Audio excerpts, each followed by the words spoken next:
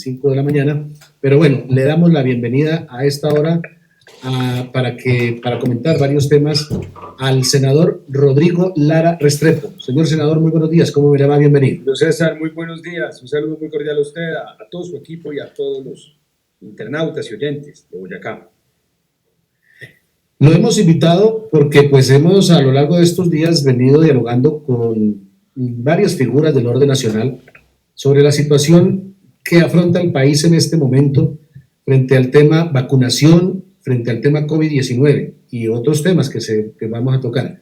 Pero ¿cuál es su análisis frente a esa situación que también ha generado polémica? Hay quienes dicen las vacunas van a llegar, el gobierno lo hizo bien, hay quienes dicen que no lo hizo bien, que estamos atrasados, en fin, como siempre, polémica en todo sentido aquí en Colombia. ¿Usted qué piensa sobre lo que estamos afrontando?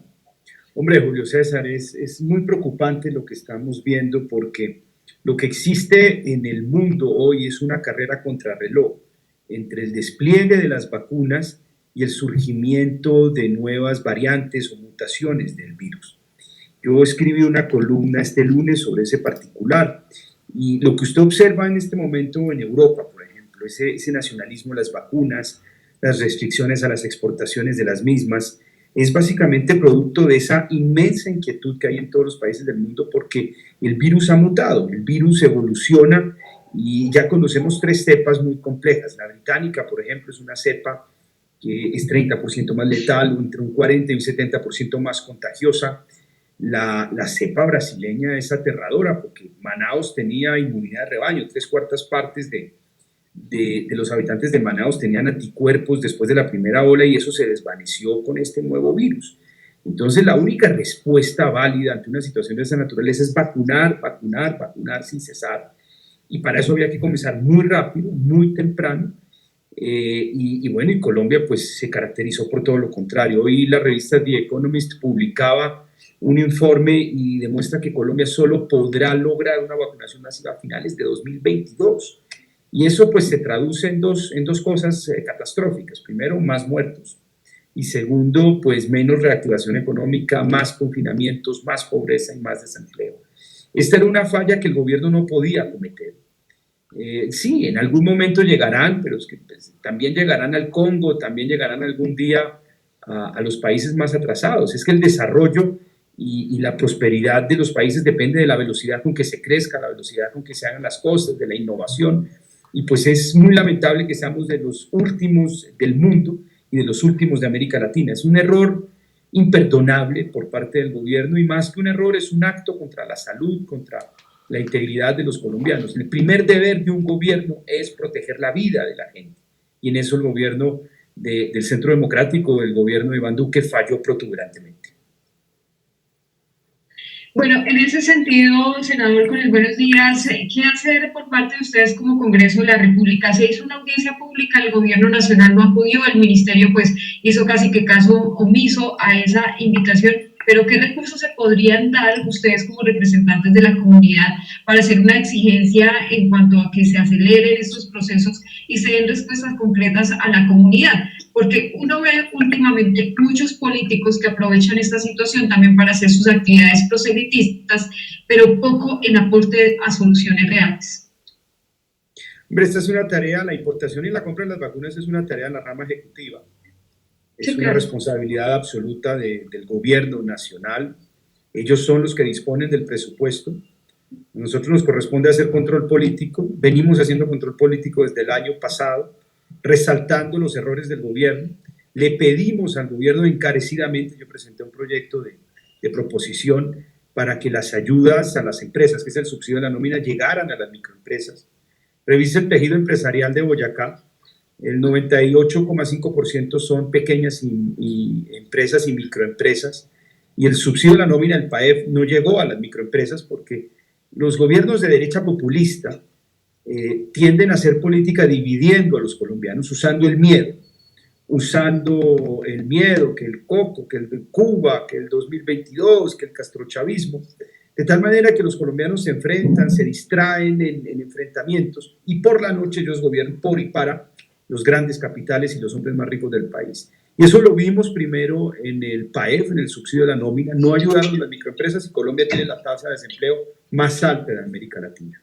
Se ha hecho control político de esa naturaleza, pero el gobierno muy hábilmente acudió al Congreso virtual para prácticamente desaparecer el Congreso, prácticamente desaparecer el control político, la participación del órgano de representación popular en la definición de muchas políticas, y eso hace que los gobiernos se equivoquen. Cuando no hay control, cuando no hay contrapeso, los gobiernos se equivocan porque se sienten omnímodos. Y una expresión clara justamente de este desbarajuste institucional fueron estos inaceptables y gravísimos errores en la compra de las vacunas.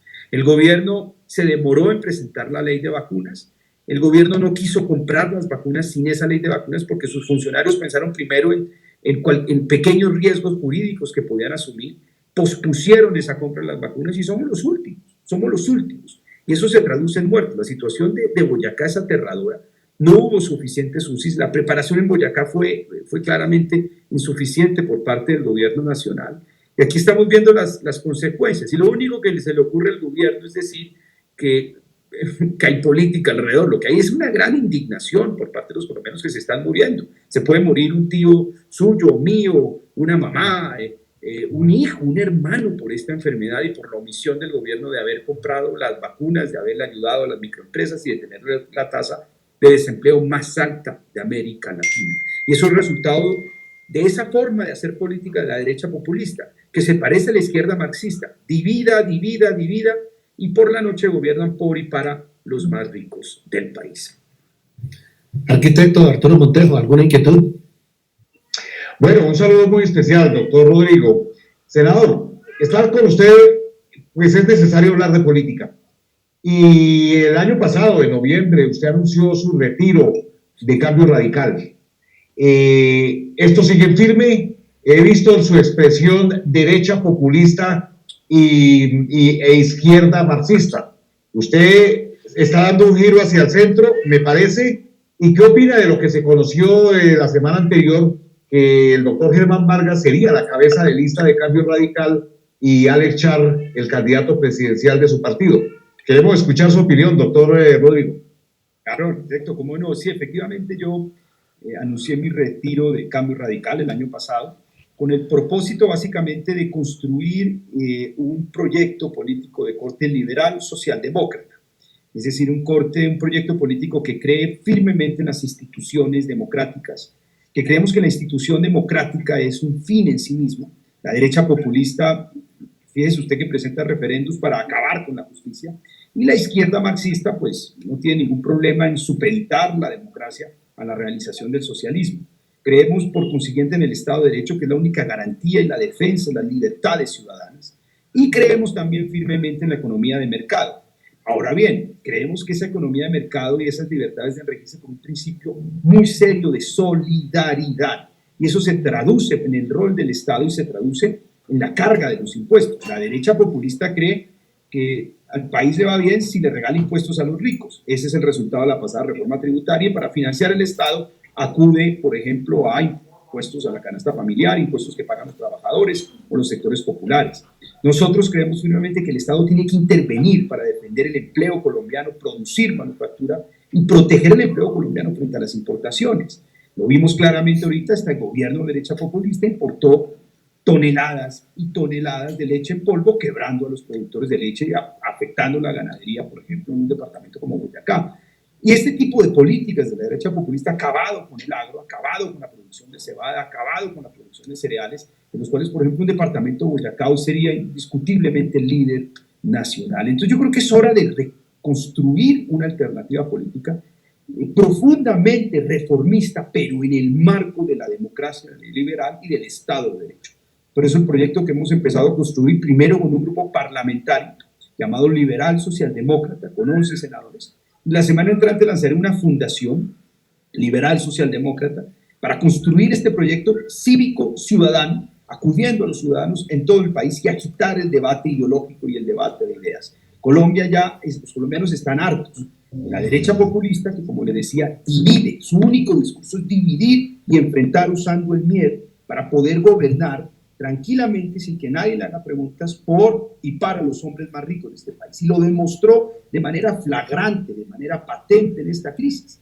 El PAEF, el subsidio a la nómina, solo llegó a los bancos, solo llegó a las empresas grandes y poderosas. Los microempresarios, los pequeños comerciantes de Boyacá no dieron un peso. Eso explica que Tunja tenga una tasa de desempleo tan alta hoy, que Sogamoso, que Moniquirá tengan semejantes tasas de desempleo, porque ellos creen que hay que ayudarle solamente a los ricos, hay que regalarle impuestos a los ricos y que el Estado se restrinja básicamente a unas políticas sociales de mínimos. Ingreso solidario, la gran bandera social, 160,000 pesos por hogar, básicamente. Mientras que en Brasil, Chile, Perú tuvieron paquetes de ayuda mucho más generosos, mucho más sensibles con la clase trabajadora, con la clase media. Aquí el gobierno se caracterizó por ser generoso con los ricos y austero con los trabajadores, austero con la clase media y prácticamente inexistente con los sectores populares y más desfavorecidos. Entonces yo creo que es hora de armar ese paquete, de un patriotismo económico, de una economía del bien común, de una política social que le ayude a la gente a romper los círculos de pobreza y que sea un reformismo democrático y liberal distinto de la izquierda marxista, que como usted sabe ya son saltos al vacío y saltos hacia modelos muy complejos. Bueno, eso significaría generar una nueva colectividad y participar de plano ya en elecciones presidenciales con candidatos y demás. Estamos primero en el proceso de constitución de una fundación liberal socialdemócrata que trabaje este programa, que construya esto acudiendo a la ciudadanía. Yo creo que en la política es muy importante representar algo. Tal vez la crisis profunda de la política colombiana es que los candidatos se lanzan por lanzarse, porque soy yo, por ejercicios de vanidad. Yo estoy convencido que en esto hay que aplicar un método, y el método es primero crear esa idea, crear ese camino. Los colombianos hoy están enfrentando una crisis personal muy dura, muy dura. Hay dolor por la muerte de seres queridos, hay dolor por la precarización económica de millones de hogares, hay mucha gente al lado del camino y hay que diseñar una política ideológica y programática después muy contundente para salir de esta crisis. Y hay algo muy bonito en el liberalismo socialdemócrata, y es que como la derecha populista y la izquierda marxista dividen, su forma de hacer política es la división. Nosotros no dividimos, nosotros acudimos a la unión. Porque para salir de una crisis de esta naturaleza, usted tiene que buscar un punto fundamental de encuentro, un punto fundamental de encuentro que una a los colombianos. Y usted observa que la derecha populista jamás va a unir a los colombianos, porque perdería su razón de ser, que es asustar a la gente, decir que unos son otros chavistas y nosotros no. Y la izquierda populista, pues también, perdón, la izquierda marxista también perdería su razón de ser, porque ellos tienen que enfrentar a quienes más sufren de la desigualdad, más sufren de la iniquidad de esta sociedad, frente a los demás. Entonces, yo creo que este es un proyecto moralmente superior, no por moralina, sino porque es capaz de unir, de acudir a los mejores sentimientos y a las mejores virtudes y valores de los colombianos. Entonces, vamos a construirlo con mucha fuerza. Esto es lo que intuitivamente la gente llama centro, pero el centro en sí necesita materializarse en una corriente política. El centro en sí no significa nada. El centro es esto, un liberalismo socialdemócrata, y lo vamos a trabajar. Y yo estoy convencido que esto es lo que están pidiendo y anhelando los colombianos. Doctor Rodrigo, su discurso no es para volver al Senado. Yo veo que su discurso es de precandidato presidencial. ¿Estamos ante un nuevo precandidato presidencial para el 22? Yo he venido convocando a diferentes sectores políticos de origen liberal, socialdemócrata, a que podamos construir un proceso de consulta en estas elecciones presidenciales que claramente se enmarquen estas ideas. Yo creo que hay 4 grandes polos ideológicos hoy en el país. Está la izquierda marxista, la representa el doctor Gustavo Petro. Está la centroizquierda del Partido Verde, que es más una acumulación de causas como LGTBI, derechos Y, X. Está la derecha populista, y entre la centroizquierda y la derecha populista estamos nosotros los liberales socialdemócratas, que somos liberales, es decir, no somos de izquierda, pero creemos en un reformismo social y económico muy profundo. Y yo creo que el reformismo socialdemócrata es lo que ha sacado a los países de las crisis más profundas, sacó a las democracias de Europa Occidental de la crisis de posguerra, sacó a los Estados Unidos de la crisis del 29, y es una ideología que cree en el poder, en la capacidad del Estado para intervenir y equiparar las condiciones de vida. Y creemos que saca al individuo, le permite al individuo competir en el mercado, en la economía de mercado, pero también permite equilibrar los efectos más nocivos y más desiguales del mercado. Entonces yo creo que es un proyecto interesante y lo vamos a construir. Y yo creo que lo primero, como le decía, yo no puedo decir, para mí sería hipócrita de mi parte negar que todos estamos pensando en esa contienda presidencial, pero lo primero es lograr construir eso que queremos representar.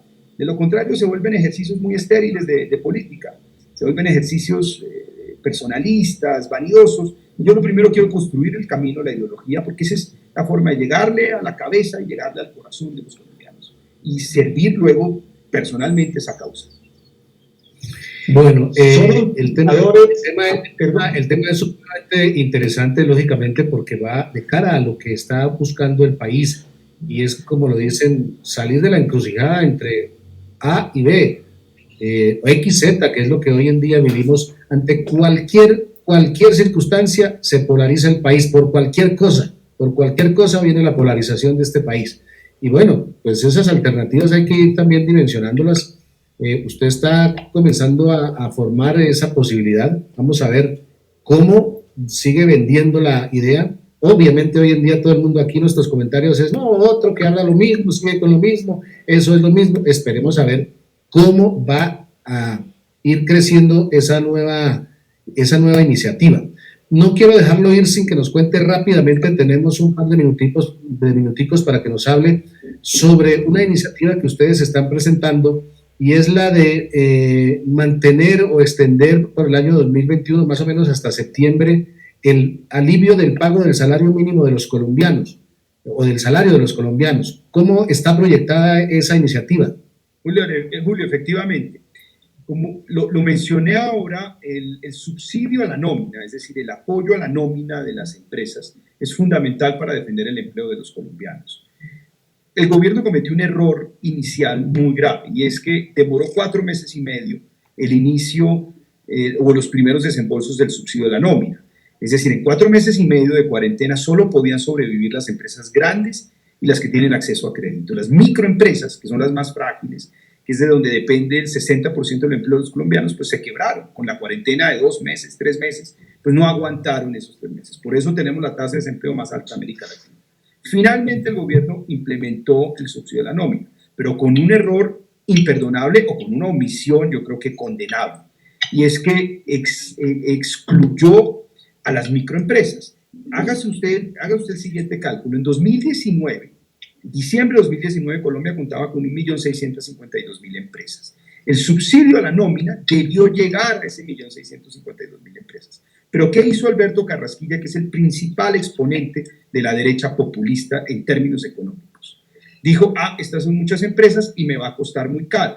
Entonces excluyó a todas las empresas que no estuvieran al día en el pago de los parafiscales, en el pago los parafiscales en el PILA. Eso hizo que excluyera de tajo a 1 millón de empresas formales, que son obviamente microempresas que se colgaron durante la crisis, durante la cuarentena, pues porque no podían pagar el PILA. Y las excluyó de manera muy perversa sin darles la oportunidad de ponerse al día. Que sobraron 560.000 empresas, quedaron 560.000 empresas. ¿Y qué hizo Carrasquilla? Excluyó a todas las que tuvieran menos de 3 empleados formales. Es decir, solamente le ayudaron a 132.000 empresas, de las cuales la mitad son grandes empresas y se llevan el 50% de la plata. Esas microempresas que estaban al día, que es, le aseguro, el 95% del tejido comercial y empresarial de una ciudad como Tunja, se quedaron con 0 ayudas del gobierno y tuvieron que licenciar, tuvieron que despedir a muchos de sus empleados, y por eso tenemos esta tasa de desempleo. Eso es la demostración patente de la psicología, de la ideología de la derecha populista. Échenle miedo a la gente, vayan, asústenos allá con el castrochavismo, y nosotros, mientras tanto, le ayudamos a los que hay que ayudarles, a los más ricos. Eso se llama darwinismo social. Ayúdele al fuerte, que es el que vale la pena. Ayúdele al rico, el pobre, que se friegue, y pues ya, que se las arregle por su cuenta. ¿Qué queremos nosotros? El subsidio a la nómina termina en el mes de marzo. Se acaba el subsidio a la nómina. Nosotros creemos que la demora por parte del gobierno en el despliegue de la campaña de vacunación va a hacer necesario que se decreten nuevos confinamientos y nuevas cuarentenas. Entonces le estamos anticipando al gobierno, por favor, convoque a sesiones extras del Congreso de la República para que podamos discutir la ley que presentamos de extensión del subsidio a la nómina, pero en esta ocasión en esta ocasión, incluyendo las microempresas, incluyendo la panadería, incluyendo la peluquería de Tunja, incluyendo al taller, incluyendo a toda esa pequeña economía formal e informal de la que depende el empleo en nuestras ciudades de provincia, de Moniquirá, de Sogamoso, en fin, de todo el país. Y le pedimos póngase la mano en el senador, pero ¿qué lo haría pensar a usted que ahora sí lo haga de esa manera y no mantenga las restricciones que usted mismo acaba de enumerar? Pues esa es la batalla política que tenemos que dar. Por eso el grupo parlamentario de 11 senadores liberales socialdemócratas presentamos esta ley. Yo publiqué una columna en El Tiempo haciéndole un llamado al gobierno póngase la mano en el corazón. Piense no solamente en los 4 o 5 grandes banqueros de este país, piense no solamente en los señores de la ANDI con los que gobiernan, piense más allá de los grandes empresarios de FENALCO, piense en los colombianos de a pie. Piensen en esos colombianos que incluso le han dado el voto al Centro Democrático pensando que iban a gobernar para ellos y que hoy se sienten traicionados. Hagamos ese gran pacto nacional y ayudémosle a la microempresa, ayudémosle a los sectores trabajadores y populares de Colombia. No los excluya más, señores del gobierno. Lleguémosle a la microempresa y verá que la gente se va a sentir apoyada y entre todos podremos salir unidos de esta crisis. Senador, quedamos atentos a todos estos planteamientos. Infortunadamente, como lo dijimos, el tiempo se nos acortó, tenemos más invitados que ya están esperando, pero bueno, seguiremos. Esto del tema político apenas empieza a barajarse y obviamente el desarrollo de todos estos planteamientos se seguirán comentando. Así que más adelante esperamos volver a tenerlo para ver cómo surgió, cómo avanza su propuesta política y cómo avanzan sus propuestas, en este caso, la de mantener el subsidio y de ampliar el cubrimiento. Por ahora le agradecemos por habernos atendido. A ustedes muchas gracias, muy amables, un placer y muy grata la entrevista, muy amena, muy amable. Bueno, Dios lo bendiga, feliz mañana. También, Dios los bendiga, gracias, sí señor.